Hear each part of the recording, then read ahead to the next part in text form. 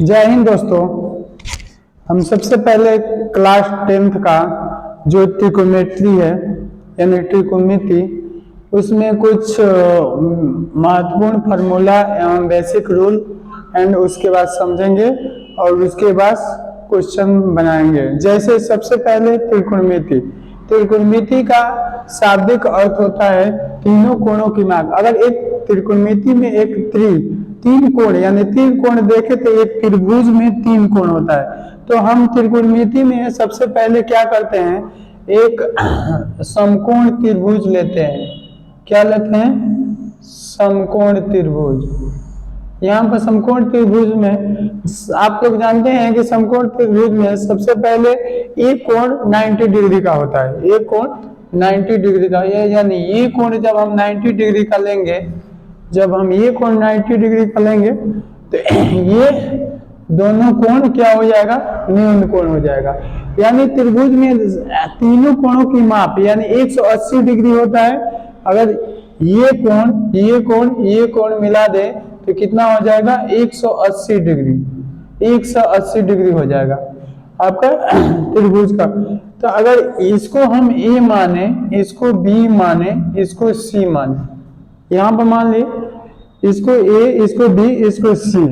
तो देखिए समकोण त्रिभुज में जो 90 डिग्री के जो सामने भुजा होती है, जो 90 डिग्री के सामने भुजा, उसको क्या कहते हैं? कर्ण।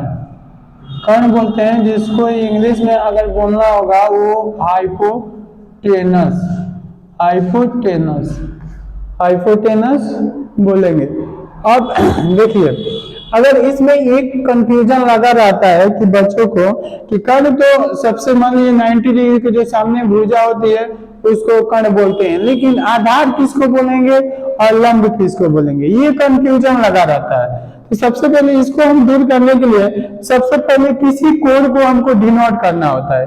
सबसे पहले अगर इस कोण को हम लोग थीटा मान रहे हैं, सपोज दैट कोण सी को क्या है, हम लोग थीटा मान रहे हैं, कोण सी को थीटा मान रहे हैं।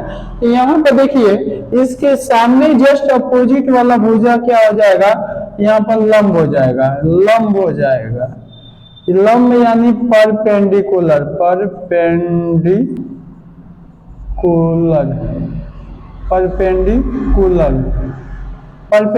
हो जाएगा। अब देखिए, और यहाँ पर थीटा के जो सामने वाली भुजा होती है उसको क्या बोलते हैं? आधार यानी बेस। इसको अगर इसी त्रिकोणमिति के हिसाब से देखें तो ये तीनों कोणों की माप को क्या कहते हैं? त्रिकोणमिति। यानी इसका शाब्दिक अर्थ होता है, त्रिकोणमिति का शाब्दिक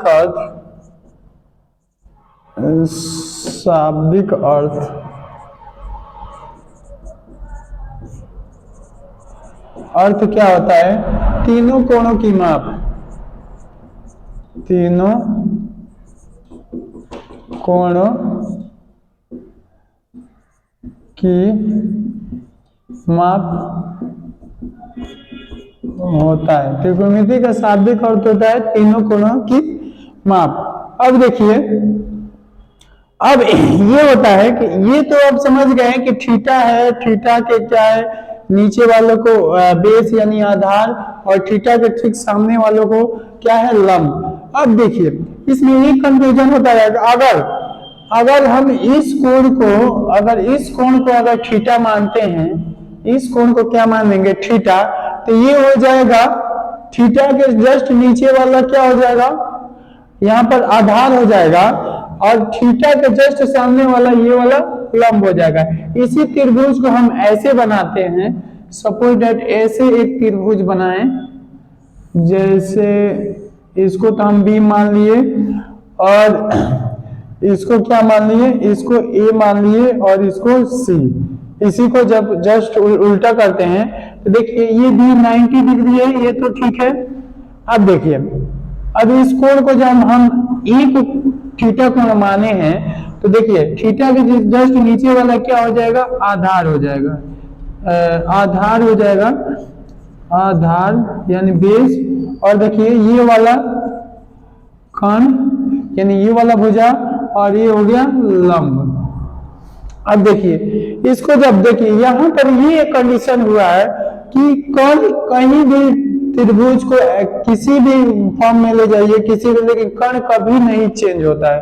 यहाँ पर कर्ण कभी नहीं चेंज होता है। देखिए बेस और परपेंडिकुलर यानी लंब क्या होता है, आधार और लंब आपस में इंटरचेंजिंग होते रहता है। कभी इसको थीटा मानेंगे तो ये लंब हो जाएगा, अगर इसको थीटा मानेंगे तो ये लंब हो जाएगा। जैसे फॉर एग्जांपल यहाँ पर देखिए, जब ए को थीटा मानी है तो ये आधार हो गया, इसके सामने वाला लंब हो गया, और 90 डिग्री के सामने वाला कर्ण, यानी ये कर्ण कभी नहीं बदलता है। देखिए यहाँ पर कुछ पाइथागोरस प्रमेय से, जैसे हम कर्ण पाइथागोरस प्रमेय हम यूज करते हैं, जैसे यहाँ पर सपोज एक एग्जांपल लेते हैं। एग्जांपल यहाँ पर अगर दे दिया है P बराबर 4 और B यानी बेस कितना दिया है, बेस दिया है 3, यहाँ पर P बराबर लंब बराबर 4 और बेस यानी आधार बराबर 3 दे दिया है। अगर कर्ण निकालना होगा, कर्ण निकालना होगा तो सबसे पहले क्या करेंगे, h निकालने के लिए सबसे पहले हम लोग पाइथागोरस प्रमेय लगाएंगे। पाइथागोरस प्रमेय देखिए क्या होता है, पाइथागोरस प्रमेय, पाइथागोरस प्रमेय, प्रमेय ये क्या होता है, सबसे पहले इसको देखेंगे। पाइथागोरस प्रमेय होता है कर्ण का स्क्वायर बराबर, देखिए ये कर्ण है, कर्ण का स्क्वायर बराबर लंब का स्क्वायर प्लस आधार का स्क्वायर। यहाँ पर हो जाए क्या, लंब का स्क्वायर और प्लस आधार का स्क्वायर, आधार का स्क्वायर। जब हम इस स्क्वायर को इधर ले आएंगे तो ये क्या हो जाएगा, रूट में हो जाएगा, यानी कर्ण बराबर क्या हो जाएगा, कर्ण बराबर यहाँ पर लंब का स्क्वायर रूट में लंब का स्क्वायर प्लस आधार का स्क्वायर, आधार का स्क्वायर, ये हो जाएगा। देखिए अब यहाँ पर हमको क्या करना है, कर्ण निकालना है, यानी लंब कितना दिया है 4 और आधार कितना दिया है 3 और हमको कर्ण निकालना है। तो कर्ण निकालने के लिए सबसे पहले देखिए यहाँ पर क्या करेंगे, ये वैल्यू यहाँ पर पुटअप करेंगे यानी रखेंगे। तो रखेंगे तो देखिए h बराबर क्या हो जाएगा, यहाँ पर 4 का स्क्वायर प्लस और यहाँ पर 3 का स्क्वायर, 3 का स्क्वायर यहाँ पर करेंगे तो स्क्वायर करेंगे तो क्या हो जाएगा, देखिए इस पर क्या हो जाएगा, h इसको जोड़ेंगे तो यहाँ पर हो जाएगा 25 यानी 25, क्या हो जाएगा 25। अब देखिए यहाँ पर h जब निकालेंगे तो h यहाँ पर हो जाएगा 5 का स्क्वायर, जब स्क्वायर इस 25 को बाहर निकालेंगे तो यहाँ पर 5 हो जाएगा, यानी 5 हमारा h निकाल गया। अगर इसी प्रकार कर्ण निकालना होगा तो इसी पाइथागोरस प्रमेय को हम लोग क्या करेंगे, प्रयोग करेंगे।